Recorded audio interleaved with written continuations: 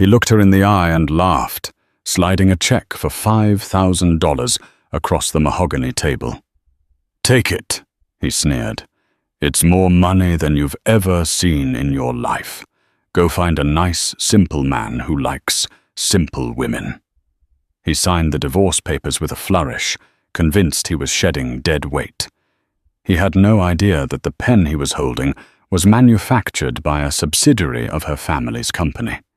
He didn't know that the building they were sitting in belonged to her trust fund. And he certainly didn't know that by signing that paper, he wasn't gaining his freedom, he was signing his own death warrant. This is the story of Ethan Caldwell, and the day he divorced the heiress of the world's most secretive trillionaire empire. The air conditioning in the conference room of Sterling, Cooper and Ross was set to a sterile 68 degrees, but Ethan Caldwell was sweating, not from nerves, never from nerves, but from the sheer anticipation of freedom. He adjusted the cuffs of his bespoke Italian suit, a pitiful attempt to hide the smirk that kept threatening to break across his face. Across the expansive glass table sat Sarah. She looked exactly as she had for the last 5 years of their marriage, unremarkable. She wore a beige cardigan that had seen better days. Her hair pulled back in a loose, messy bun that screamed suburban housewife rather than CEO's wife. She was looking down at her hands, which were clasped tightly in her lap. No jewelry, not even the wedding ring he had bought her. "Come on, Sarah," Ethan said, his voice dripping with a faux sympathy that was more insulting than shouting. "Let's not make this harder than it needs to be. My lawyer, Mr. Sterling, has been very generous with the terms." Arthur Sterling, a man whose hourly rate could feed a family of 4 for a month, nodded sharply. "Indeed. The prenuptial agreement you signed 5 years ago, Mrs. Caldwell entitles you to very little. However Ethan is feeling, charitable. He is offering a lump sum of $50,000 to help you get back on your feet." Sarah didn't look up. She just stared at the polished wood of the table. Ethan leaned back, crossing his legs. He felt powerful. 5 years ago, when he was just a mid-level manager at a logistics firm, Sarah's quiet support and home-cooked meals were comforting. She was safe.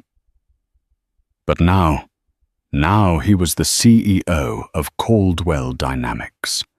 He was closing deals in Tokyo and London. He was featured in Forbes' 40 Under 40. He needed a woman who looked good on a yacht, not one who looked like she was waiting for a coupons flyer in the mail. He needed Jessica. Jessica was 24, a model-turned-influencer, and she knew how to wear diamonds. Sarah. Ethan sighed, checking his Rolex. "I have a board meeting in an hour. Please, just sign the papers. You don't fit in this world anymore. You know it. I know it. Let's stop pretending." Finally, Sarah looked up. Her eyes were dry. There was no redness, no tears. There was something else in them, a flatness that Ethan mistook for defeat. "Is that what you think, Ethan?"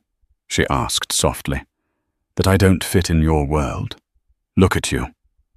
Ethan laughed, gesturing vaguely at her outfit. "You're a nurse, Sarah. You wipe noses and change bedpans. I'm building the future of AI robotics. We're not on the same planet. I've outgrown you. It happens." He pulled a fountain pen from his breast pocket. It was a Mont Blanc limited edition.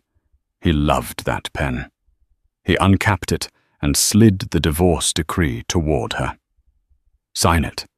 Take the 50 grand. Go back to Ohio or wherever your parents are from. Buy a small house. Find a nice mechanic. Be happy." Sarah reached out and took the document. She didn't pick up the cheap ballpoint pen the lawyer had provided. Instead, she reached into her battered tote bag and pulled out her own pen. Ethan almost laughed aloud. It looked like a simple, heavy black stick. No gold trim, no branding. Probably something she picked up at a drugstore. "I'll sign," Sarah said, her voice steady. "But I don't want your money, Ethan." "Don't be a martyr," Ethan snapped. "You need the money."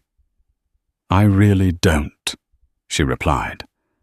She signed her name with fluid, elegant strokes. Sarah Caldwell. Then she paused, looked him dead in the eye, and crossed out Caldwell. Beside it, she wrote a name he hadn't seen since their marriage license, a name he had never bothered to Google because he assumed she came from poverty. Sarah Dubois. She slid the papers back. "Keep the 50,000, Ethan," she said, standing up. "You're going to need it for the legal fees coming your way when the audit hits." Ethan frowned. "What audit? What are you talking about?" Sarah didn't answer. She picked up her bag. "Goodbye, Ethan. I hope Jessica is worth half your company." "Oh wait, you don't own half the company, do you? You only have 15% equity. The investors own the rest." "How do you know about my equity split?" Ethan demanded, standing up. "I never discussed business with you." "You'd be surprised what you discuss when you think no one important is listening," she said. She walked to the door. As she reached for the handle, Arthur Sterling, the high-powered lawyer, suddenly went pale. He was staring at the signature on the papers. "Dubois," Sterling whispered, his voice trembling. "Mrs. Caldwell, are you related to the Dubois group?" Sarah turned back, a ghost of a smile playing on her lips. "Related, Mr. Sterling, I am the Dubois group." She walked out, leaving a silence in the room so heavy it felt like it could crush bones. Ethan looked at his lawyer. "Who the hell are the Dubois group? And why do you look like you just saw a ghost?" Sterling wiped sweat from his forehead. "Ethan, the Dubois Group isn't a company. It's a sovereign private equity fund. They own the bank that holds your company's loans. They own the building we are standing in. They own everything." Ethan laughed nervously. "Sarah. My Sarah. She buys her clothes at Target. You're mistaken." But as he looked down at the signature, the bold, aristocratic loops of the D in Dubois, the first seed of terror planted itself in his gut. The elevator ride down to the lobby felt like a descent into a new reality for Sarah. For 5 years, she had played the role of the supportive wife. She had met Ethan when he was a struggling junior analyst. She had fallen in love with his drive, his hunger. She had hidden her identity not to deceive him, but to protect him, and to see if someone could love her for Sarah, not for the trillions attached to the Dubois name.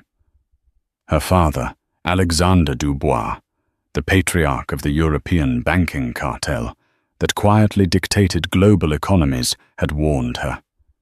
He loves the climb, Sarah, not the view, and certainly not the person holding the ladder. She had proved her father right. When the elevator doors pinged open in the marble lobby, the transformation began.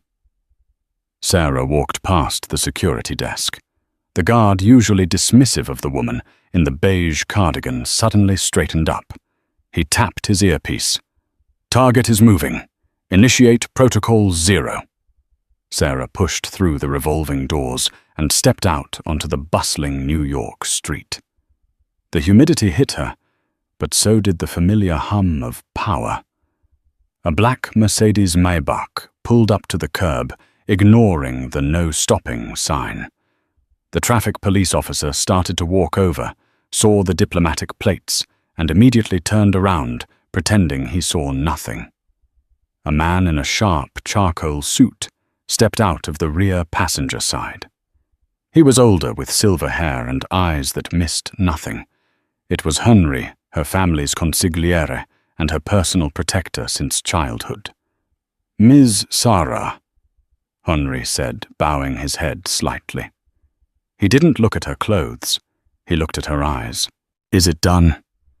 "It's done, Henry," Sarah said, sliding into the leather interior that smelled of lavender and old money.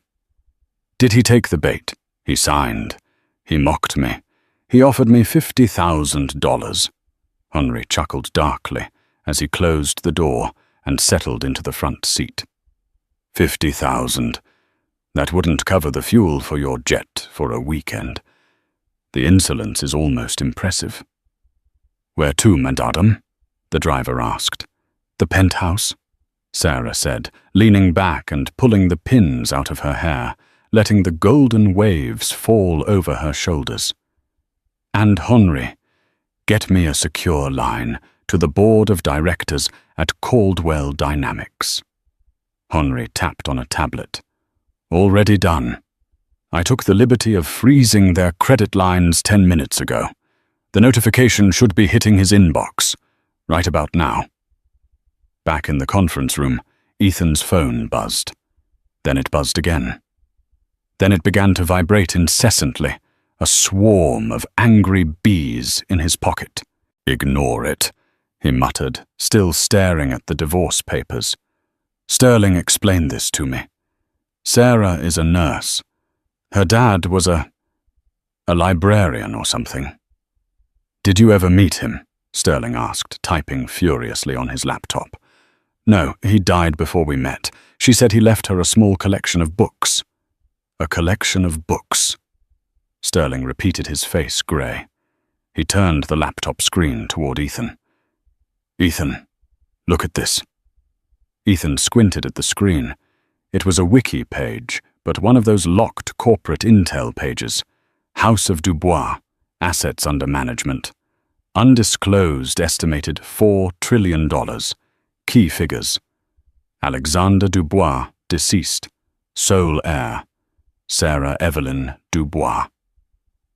Below the text was a grainy paparazzi photo from 10 years ago.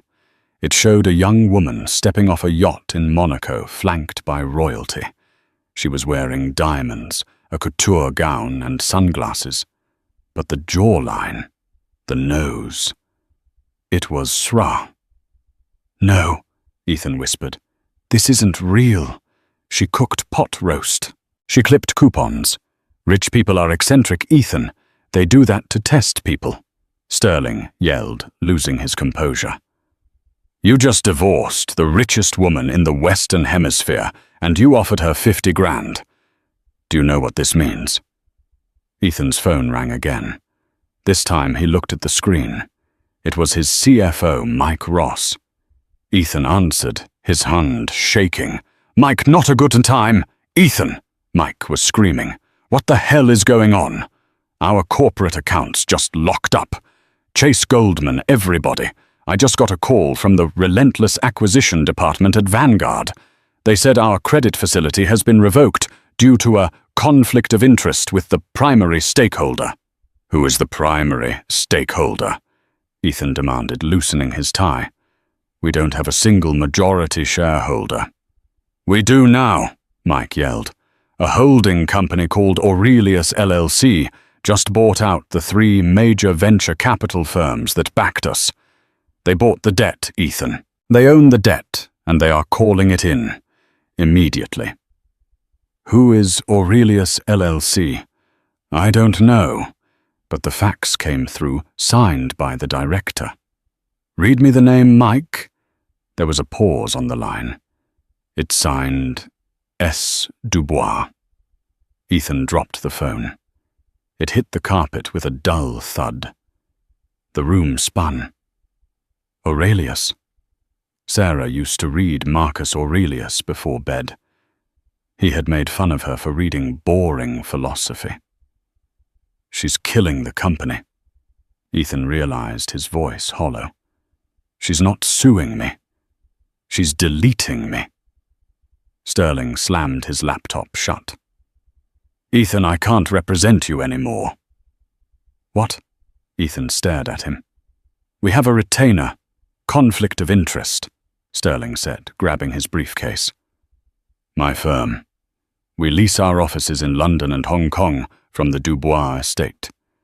If I fight her, we lose our leases. I'm sorry, Ethan. You're on your own. The lawyer bolted from the room, leaving Ethan alone with the signed divorce papers and the deafening silence of a life that was rapidly imploding. He ran to the window, looking down 40 stories to the street below. He saw the black Maybach pulling away from the curb, merging effortlessly into traffic as other cars moved out of its way. Sarah, he whispered. But the woman in the cardigan was gone. The enemy had awakened. Ethan sat in the back of an Uber Black.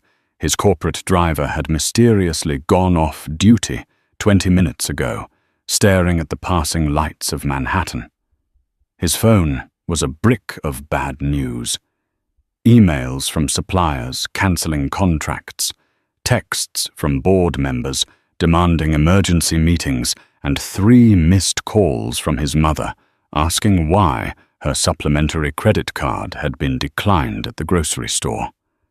He needed a drink. He needed Jessica. He arrived at Le Coucou, one of the city's most exclusive French restaurants. This was where he and Jessica celebrated his wins. Tonight he was supposed to be celebrating his freedom. Jessica was already seated at their usual corner table. She was stunning, wearing a red silk dress that hugged her figure, her blonde hair cascading over her shoulders. She looked expensive. That was the problem with Jessica, Ethan realized for the first time. She looked expensive, whereas Sarah just looked present. Finally, Jessica beamed as he approached, offering her cheek for a kiss. I ordered the 82 Petrus. I figured since you saved $50,000 by not giving it to the dowdy ex-wife, we could splurge. Ethan sank into the chair, the velvet feeling like sandpaper against his nerves. The waiter poured the wine. It cost $4,000 a bottle. Ethan felt nauseous. Jessica, Ethan started, his voice tight. We need to talk. Oh, don't be so serious. She laughed, sipping the wine. Did she cry? Did she beg God? I bet she looked pathetic in those awful cardigans. I'm so glad you're finally done with that charity case. She didn't cry, Ethan said, staring at the white tablecloth. And she didn't take the money. Jessica paused, the glass halfway to her lips. She didn't take it. Is she stupid? What is she going to live on? Ethan looked up, his eyes bloodshot. Jessica, she's not who we thought she was. What does that mean? Is she secretly a psycho?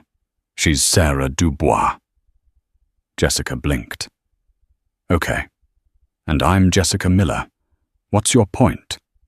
No, Jessica, Dubois, as in the Dubois Group, as in the people who own the building we are sitting in right now, as in the people who own the bank that finances my company. Jessica frowned, a look of genuine confusion on her face. Wait, you mean Sarah, your wife, who drives a 2015 Honda Civic, is rich? She's not rich, Ethan whispered, leaning in. She's a trillionaire, or her family is, and she just declared war on me. Jessica stared at him for a long moment. Then she burst out laughing. It was a loud, sharp sound that made heads turn. Ethan, honey, you're stressed. She giggled, reaching for his hand. That is the most ridiculous thing I've ever heard. Sarah, that mouse, she probably lied to scare you. It's a classic manipulation tactic. My credit lines are frozen, Jessica. The company accounts are locked. So call the bank. She snapped, her patience thinning. Fix it. You're the CEO. Stop acting like a victim. The waiter arrived with the check for the wine, placing it discreetly on the table. Ethan grabbed his black Amex Centurion card, the black card he was so proud of, and slapped it on the tray. I'm trying to tell you, Ethan hissed. It's real.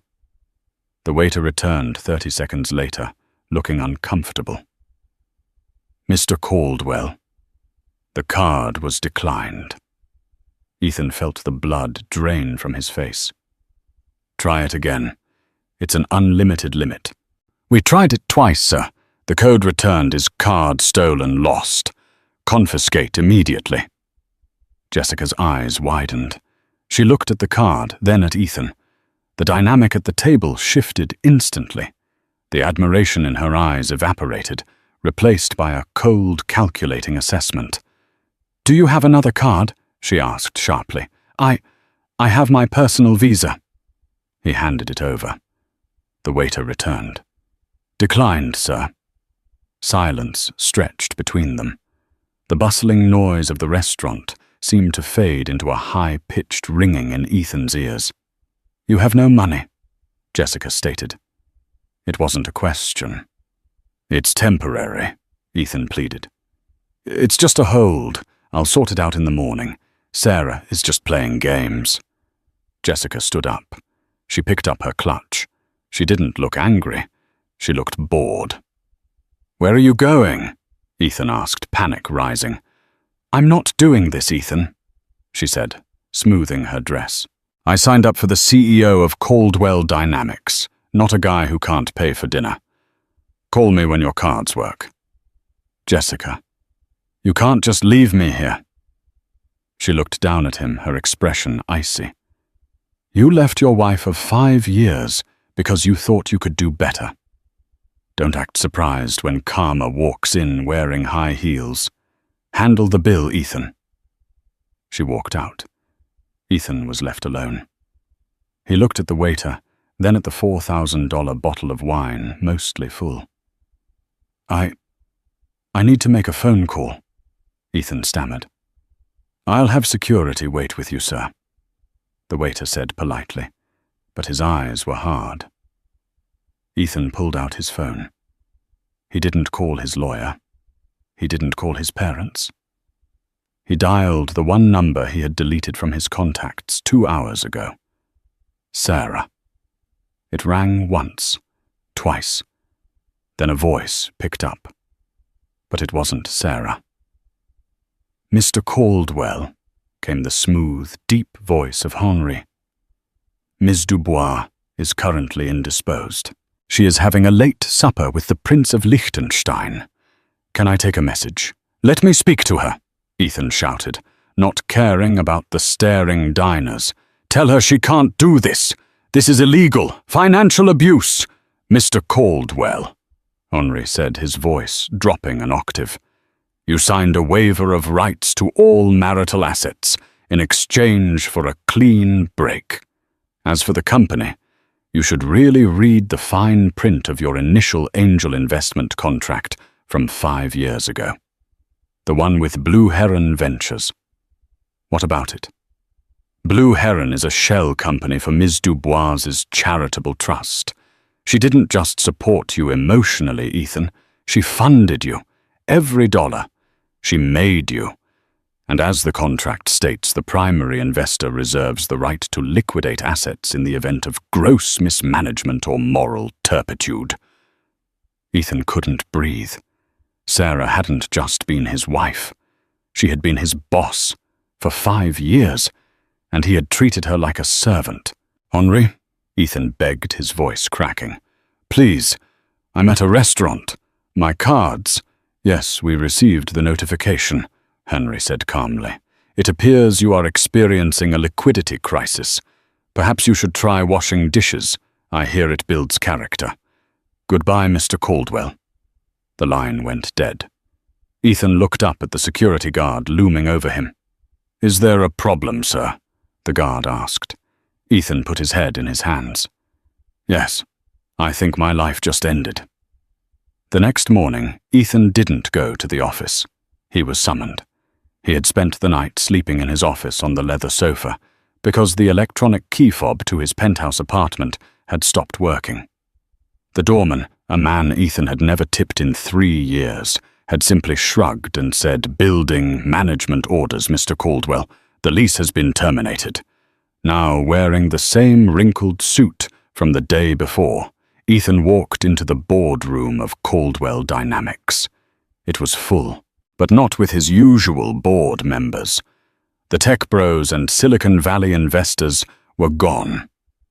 In their place sat 6 men and women in dark, severe suits. They sat perfectly still, hands folded on the table, looking like undertakers waiting for a body. At the head of the table sat a man Ethan recognized from magazine covers, though he had never dared to dream of meeting him. Arthur Blackwood, the Grim Reaper of Wall Street, a man who specialized in hostile takeovers and corporate dismantling. "Sit down, Mr. Caldwell," Blackwood said, not looking up from a file he was reading. Ethan slumped into a chair at the far end of the table. "Where is my board? Where is Mike? Mike resigned this morning. Smart lad," Blackwood said, finally looking up. His eyes were grey and lifeless.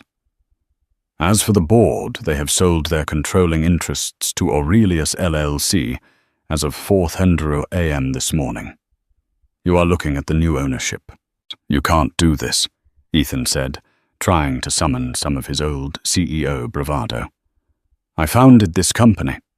My code is the backbone of the platform. Your code," Blackwood corrected, "is proprietary property of the company, and the company belongs to us. Now let's discuss your exit." "I'm not leaving," Ethan slammed his hand on the table.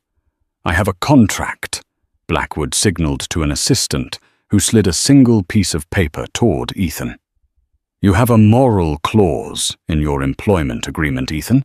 It allows for immediate termination without severance if the CEO engages in conduct that brings disrepute to the firm. We have evidence that you used company funds, specifically the client entertainment budget, to finance a 2-year affair with a Miss Jessica Miller. Dinners, hotels, jewelry." "Everyone does that," Ethan protested. "That's standard business." "It is embezzlement," Blackwood stated coldly. "And the primary shareholder, Ms. Dubois, takes a very dim view of infidelity funded by her money." Ethan felt the trap snap shut. Sarah had known. She had known about Jessica for 2 years. She had watched him swipe the company card, knowing it was effectively her money, and she had said nothing. She was waiting, collecting receipts, building the coffin. "So that's it?" Ethan asked, his voice trembling. "She destroys my career because of a divorce." Blackwood leaned forward. "No, Mr. Caldwell. She isn't destroying your career. She is simply removing her protection. You see, without the Dubois capital backing you, you are insolvent. We audited your work. Your revolutionary AI code is mediocre at best. The only reason this company succeeded was because Blue Heron Ventures' Ms. Dubois kept pumping money into it to cover your losses. She wanted you to feel successful. The humiliation was worse than the bankruptcy. Ethan realized he hadn't been a self-made man. He had been a kept man, a pet project. "She pitied me," Ethan whispered. "She loved you," Blackwood corrected. "And she wanted you to be the man you pretended to be. But you weren't. You were small. And now you are unemployed." Blackwood stood up. "Security will escort you out. You are barred from the premises. Your company car has been repossessed. Good day, Mr. Caldwell." 2 large guards stepped forward. Ethan stood up, his legs shaking. "Tell her," Ethan said, his voice breaking. "Tell her I need to speak to her. Ms. Dubois is preparing for the Winter Solstice Gala tonight," Blackwood said, checking his watch.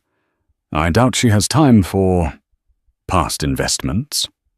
Ethan was marched out of the building, past his staring employees, past the receptionist, who wouldn't make eye contact, and thrown out onto the sidewalk.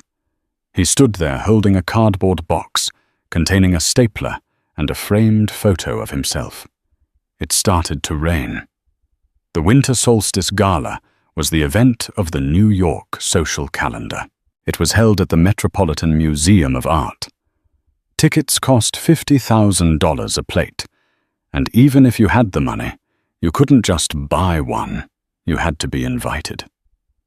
Ethan Caldwell stood outside the police barricades, soaked to the bone. He wasn't on the list, but he knew he had to get in. He had to see Sarah. If he could just talk to her, beg, maybe she would show mercy. He spotted a familiar face getting out of a limo. It was Julian Thorne, a tech rival Ethan used to drink with. "Julian!" Ethan shouted, rushing to the velvet rope. Julian turned, saw the disheveled wet man in the wrinkled suit, and frowned. "Ethan, Jesus, man. What happened to you? I heard the news." "Julian, get me in," Ethan pleaded, grabbing Julian's arm over the barrier. "I need to talk to some investors. I can turn this around. I just need one meeting." Julian looked uncomfortable. He peeled Ethan's fingers off his tuxedo. "Look, Ethan, you're toxic right now. Blackwood sent out a memo. Anyone who does business with you gets blacklisted by the Dubois Group. I can't risk it. They own my supply chain." "Please," Ethan begged, "just as a +1. I'll stay in the back." Julian sighed, looking at the desperate man who used to be arrogant. "Fine, but you keep your mouth shut and fix your tie. You look like a homeless person."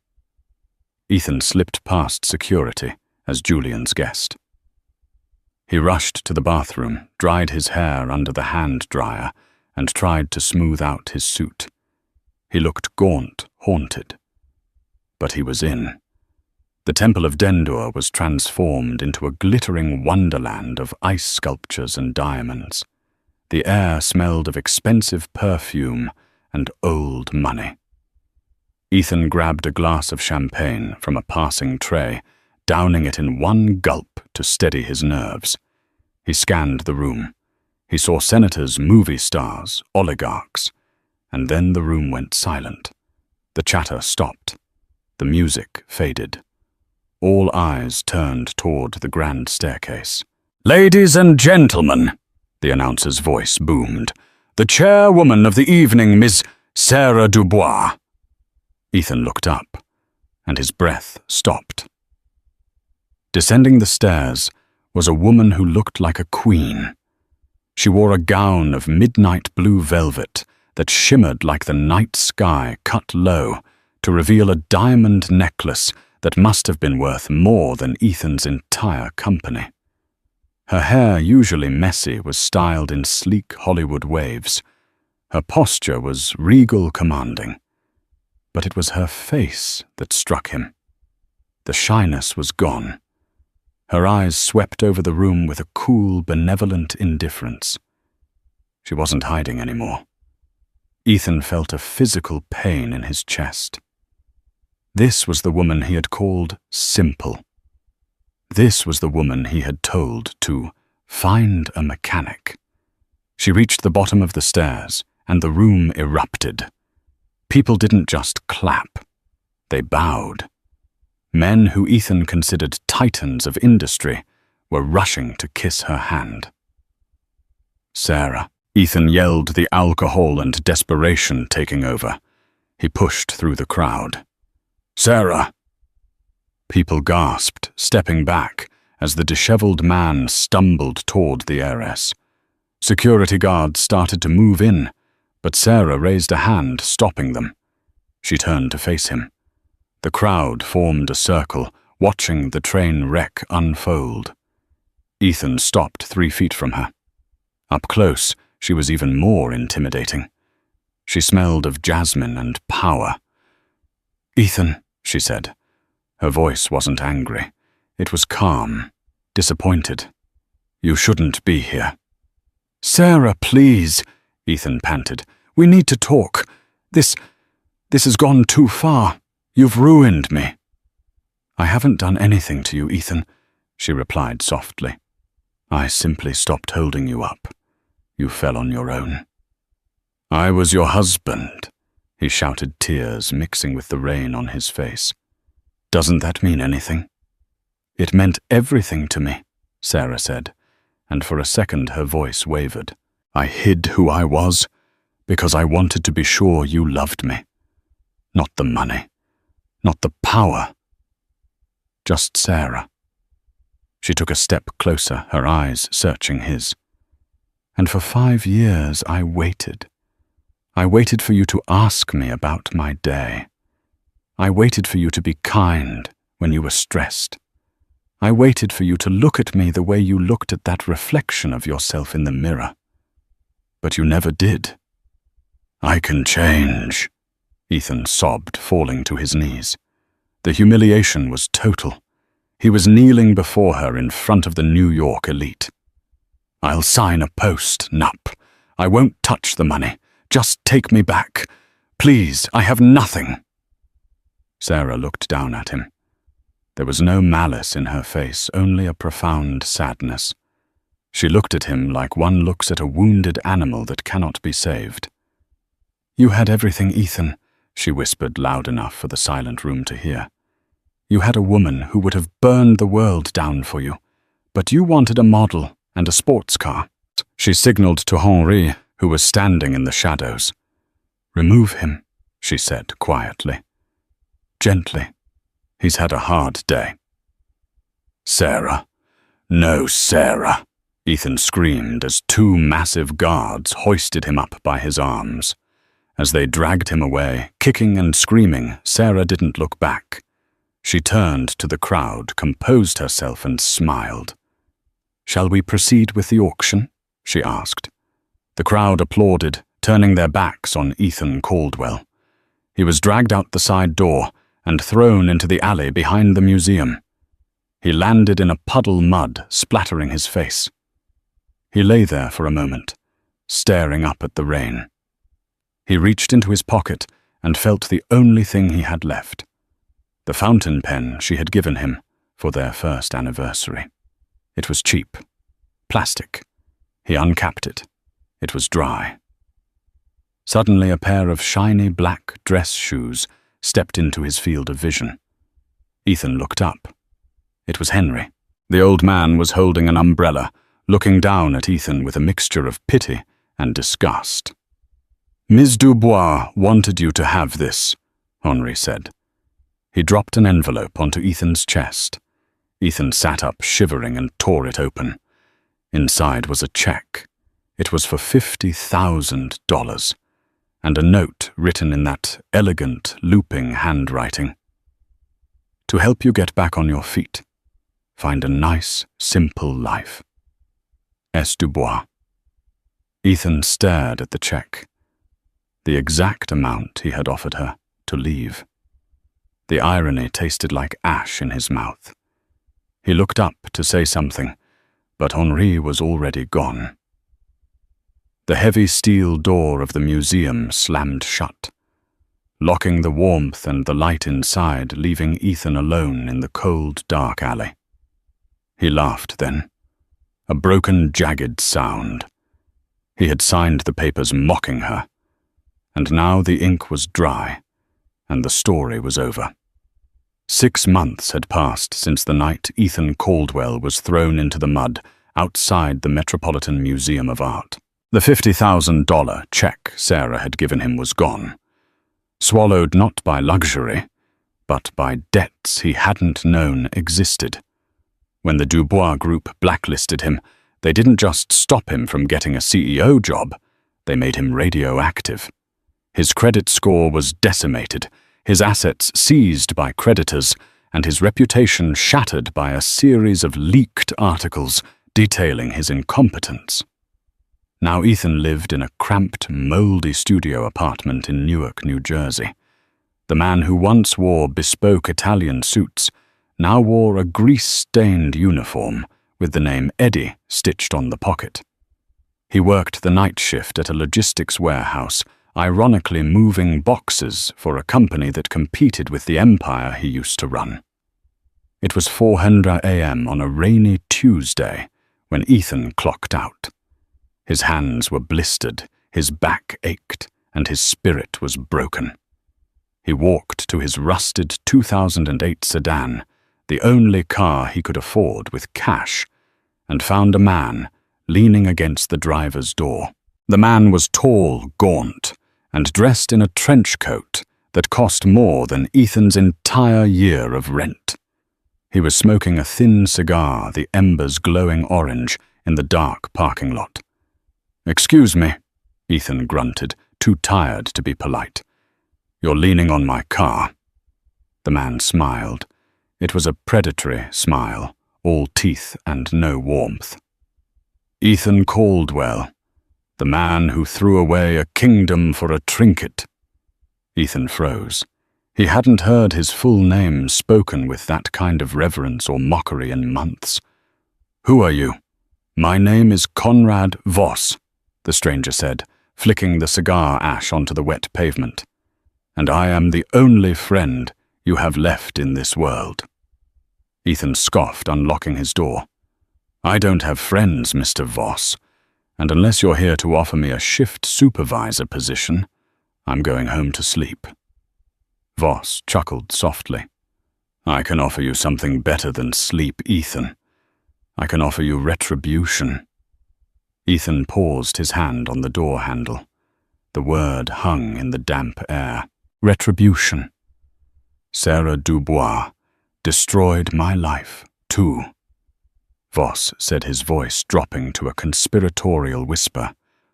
"Her father Alexander stole my family's shipping empire 30 years ago. He crushed my father, just like Sarah crushed you. They are monsters, Ethan. They feed on people like us." "She's a trillionaire," Ethan said bitterly. "She's untouchable. I tried to talk to her. I tried to apologize. It's over." "It's only over if you stay on your knees," Voss countered. He reached into his coat and pulled out a thick manila envelope. "You think you know why she hid her identity? You think it was a romantic test? You are so naive." Voss shoved the envelope into Ethan's chest. "Read this. It's the patent filing for the AI code you wrote, the one you thought belonged to Caldwell Dynamics." Ethan hesitated, then ripped the envelope open under the flickering streetlight. He scanned the documents. His eyes widened.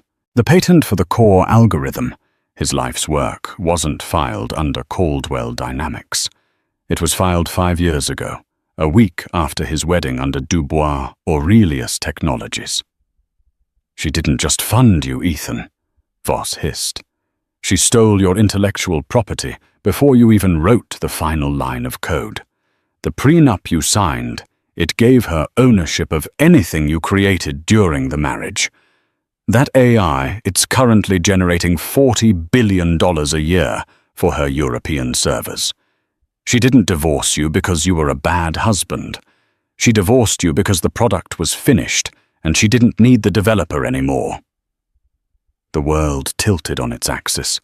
The sadness and regret Ethan had felt for 6 months evaporated, replaced by a white-hot rage. He hadn't just been a bad husband. He had been a victim. A mark. She had played the long con. $40 billion, Ethan whispered. "And you got 50,000, Voss added, twisting the knife. "A tip, like you were a waiter." Ethan looked up at Voss, his eyes hard for the first time since the divorce. "What do you want?" "There is a loophole," Voss said, his eyes gleaming. "The patent filing requires the signature of the primary inventor to be renewed every 5 years. That renewal is coming up in 3 days. If you contest the signature, if you testify that you were coerced or defrauded, the patent becomes void. Her stock crashes. The Dubois empire loses its crown jewel." "I can't afford a lawyer," Ethan said. "I have an army of lawyers." Voss smiled. "I just need the man. I need you to walk into the International Trade Court in Geneva and tell the truth. Do this, and I will give you 10% of the recovered assets." $4 billion. Ethan looked at the grease on his hands. He looked at the rusted car. He thought of Sarah's cold, pitying stare at the gala. "When do we leave?" Ethan asked. "Tonight," Voss said, opening the back door of a limousine that had silently pulled up behind them. "Welcome back to the game, Mr. Caldwell." Geneva, Switzerland was a city of cold lakes and colder money. Ethan sat in a suite at the Hotel President Wilson, looking at a reflection he barely recognized. Conrad Voss had cleaned him up. The beard was gone, the hair cut sharp. He was wearing a suit that cost more than his old company car. But behind the eyes, there was a hollowness that hadn't been there before. For 3 days, Voss's legal team had prepped him. They showed him documents, emails, and financial trails that painted Sarah not as a neglected wife, but as a corporate shark who had systematically siphoned his genius for her own gain. Every late night she spent at the hospital meetings with patent attorneys. Every time she encouraged him to keep working on the code, she was pushing him to finish the product so she could seize it. Ethan drank the narrative like water. It was easier to believe she was a villain than to accept he was a failure. "Tomorrow is the hearing," Voss said, pouring 2 glasses of scotch. He stood by the bulletproof window overlooking Lake Geneva. "Sarah will be there. She thinks this is a routine renewal. She doesn't know you're coming." "She'll have Henri," Ethan said, his hand tightening on the glass. "That old man is dangerous." "Henri is a dog," Voss dismissed. "Dogs can be put down. What matters is you. Are you ready to look her in the eye and take back what is yours?" "I'm ready." Ethan lied. In truth, a seed of doubt had begun to sprout in his gut. The documents Voss showed him were convincing, but they were complex, redacted. And Voss himself, there was a cruelty in the man that made Ethan uneasy. Voss didn't just want to win. He wanted Sarah obliterated. He talked about the Dubois family with a fanaticism that bordered on madness. That night, unable to sleep, Ethan sat by the fireplace. He picked up the tablet Voss had left on the coffee table. It was unlocked. Ethan knew he shouldn't snoop. But old habits died hard. He opened the file directory. He ignored the legal briefs and found a folder marked Operation Icarus. He clicked it. It wasn't a legal strategy. It was a hit list. There were blueprints of the Dubois estate, schedules of Sarah's movements, and then a document that made Ethan's blood freeze.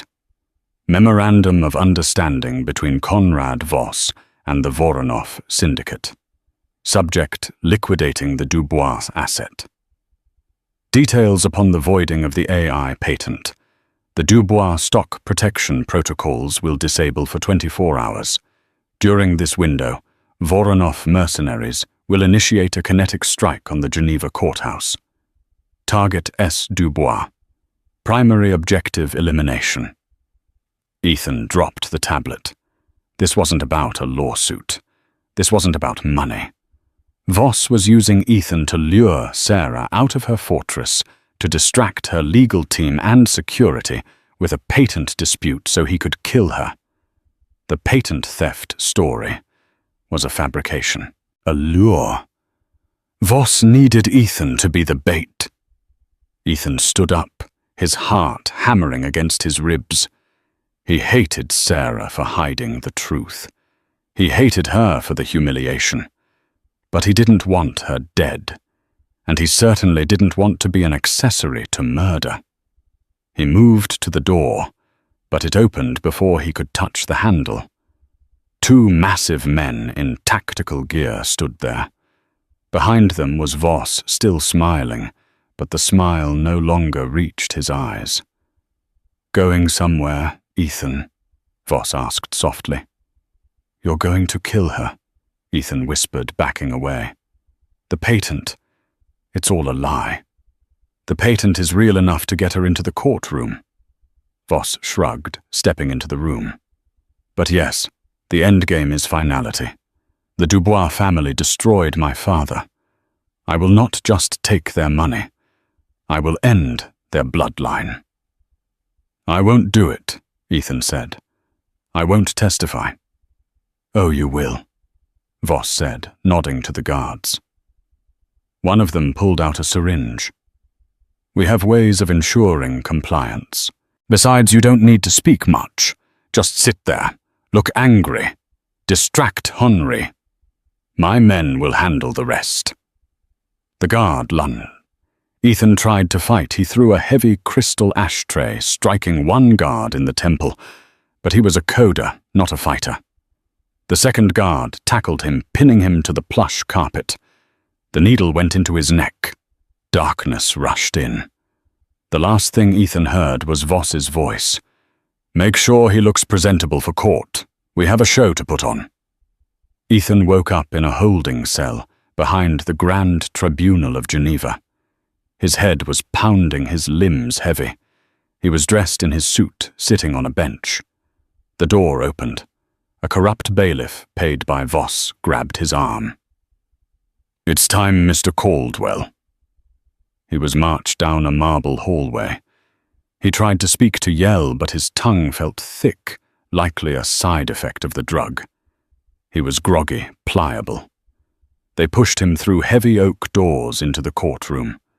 It was majestic. High ceilings, murals of justice, and a silence that weighed tons. On the right side sat the Dubois legal team, an army of 20 lawyers, and in the center of them, Sarah. She wore a white suit, sharp and immaculate. She looked tired, her face pale, but her eyes were steel. Beside her stood Henri, scanning the room like a radar. On the left side, Conrad Voss sat looking the picture of righteous indignation. He patted the empty chair beside him. Sit, Voss hissed, as Ethan was deposited in the chair. Remember, one wrong move, and my sniper in the gallery puts a bullet in your spine.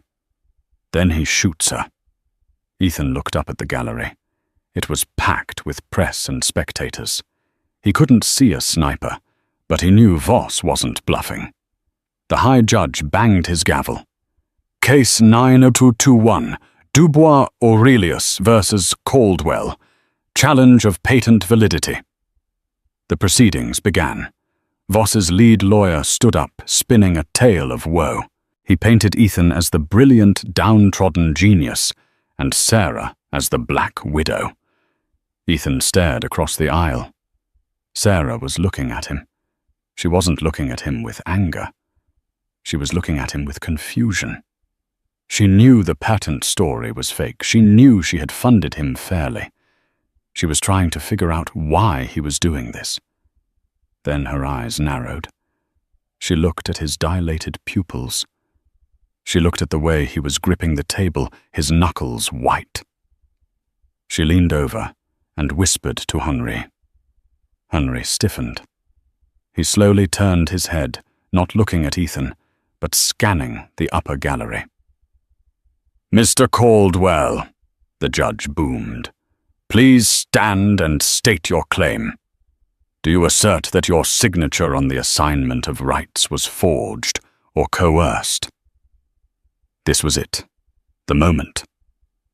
Voss dug his shoe into Ethan's ankle under the table. Say it, he whispered. Say yes. Ethan stood up. His legs wobbled. He gripped the podium. The microphone screeched slightly. He looked at Sarah. For 5 years he had been selfish. He had been blind. He had signed divorce papers to get rid of her. And now he was about to sign her death warrant. You had a woman who would have burned the world down for you, she had said. Ethan took a deep breath. The drug haze was lifting, replaced by adrenaline. Mr. Caldwell, the judge pressed. Ethan looked directly at Sarah.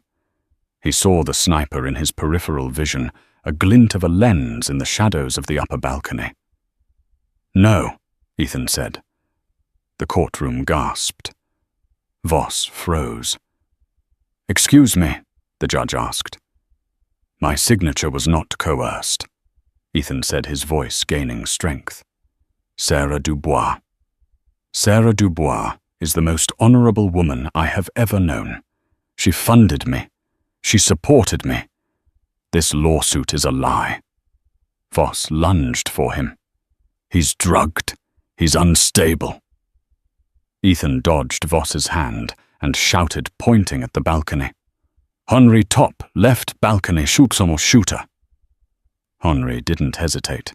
Before the sentence was finished, the old man had drawn a suppressed pistol from beneath his jacket in a court of law and fired 3 shots toward the shadows of the gallery.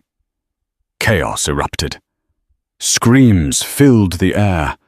A body tumbled from the balcony, a rifle clattering to the floor below. "Protective circle!" Henri roared. 4 undercover guards in the audience leaped over the railing surrounding Sarah with Kevlar briefcases. Voss, realizing his plan had failed, pulled a knife from his sleeve and lunged at Sarah across the aisle. He was desperate, suicidal. Ethan didn't think. He didn't calculate the ROI. He just moved. He threw himself across the aisle, intercepting Voss. The knife that was meant for Sarah's neck plunged into Ethan's shoulder. Pain, white and blinding, exploded in his body. Ethan tackled Voss to the ground, punching him, screaming with all the rage of the last 6 months. "Don't you touch her! Don't you touch her!" Security swarmed them. Voss was dragged away, bloodied and laughing maniacally. Ethan lay on the marble floor, gasping for air, blood pooling around his shoulder. The ceiling spun. Then a face appeared above him. Sarah. She wasn't looking at him like a pity case anymore. She was crying. She pressed her hands against his wound, her white suit staining red with his blood. "You idiot!" she sobbed. "You absolute idiot!" I didn't sign," Ethan wheezed, smiling through the pain. "I didn't take the deal." "Why?" she asked, her tears falling on his face. "Why did you save me?" "Because," Ethan whispered, his vision fading to black. "You were right. I was a poor man. I wanted to be rich. Just for a minute." He closed his eyes. The recovery took 3 months. When Ethan walked out of the private clinic in the Swiss Alps, his arm was in a sling and he walked with a slight limp. He found a black car waiting for him. Not a Maybach. A simple, sturdy Range Rover. Henri was the driver. "Where are we going?" Ethan asked. "Jail. Ms. Dubois declined to press charges for your involvement with Voss." Henri said, his voice lacking its usual iciness. "Considering you saved her life, she considers the debt paid."